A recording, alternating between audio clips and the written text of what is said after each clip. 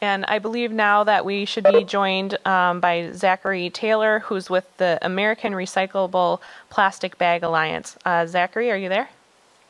Yes, good afternoon, Madam Chair. How are you? Good afternoon. I'm well, thank you. So I have you signed up to speak in opposition of Senate Bill 37, and if you want to go ahead with your testimony.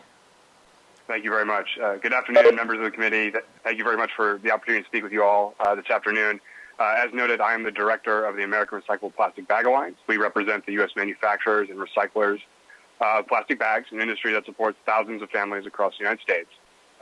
First and foremost, I want to underscore that for our members, sustainability is at the foremost of everything we do, which is a key reason our members are leaders in the plastic film recycling field and committed to meeting standards for increased recycled content in their products.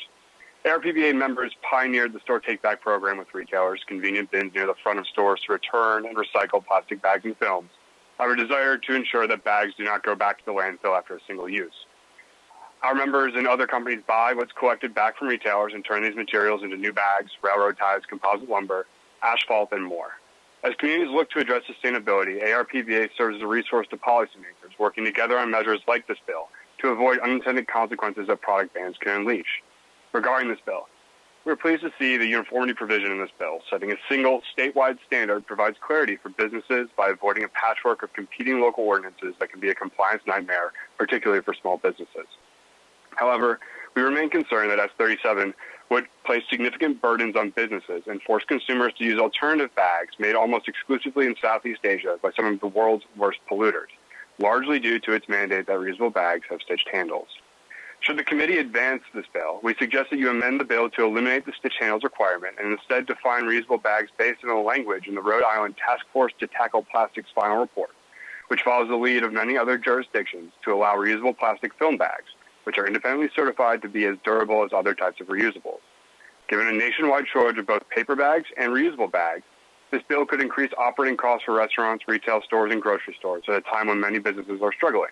Further, the ban could represent a hurdle to a strong economic recovery from the pandemic, given that the bag shortages are anticipated to last for several years. As a result, there's a risk that should this bill become law, businesses may not have any bags to offer. However, when businesses can acquire bags, this bill could still create significant new costs for struggling consumers. Whether it's a $10 cotton or canvas bag or a $1 to $2 reusable plastic bag, like the kind commonly available at checkout now, these costs can add up quickly for vulnerable families in the absence of affordable options. Further, limiting allowed reusable bags to those with stitched handles does not necessarily mean that allowed bags will have fewer environmental impacts or be more durable. Reusable bags with stitched handles are largely made from plastics like woven and non-woven polypropylene, nylon, or polyester, and given the decades-long migration of America's textile industry to Southeast Asia, almost exclusively produced overseas. According to life cycle assessment to carry out bags, these stitched handle products require significantly more reuses to offset their larger environmental impacts due to the increased resources, energy, and emissions involved in their production, manufacture, and transport. Regarding durability, California established the first statewide definition for a reusable plastic bag. Their standard based on scientific testing mandates bags be certified as at least 2.25 mils in thickness and capable of 125 or more uses carrying 22 more pounds over the distance of at least 175 feet. Reusable plastic film bags are allowed under statewide bag bans all over the country, including in Washington, Oregon, Maine, Delaware, and Connecticut. Critically, reusable plastic film bags are 100% recyclable through the store take-back program that ARPBA members pioneered. Reusable bags with stitch handles cannot be recycled in the United States as a direct result of the stitching. Often these bags are discarded by consumers when they become soiled or otherwise contaminated, well before they have been reused enough times to offset their larger environmental impact.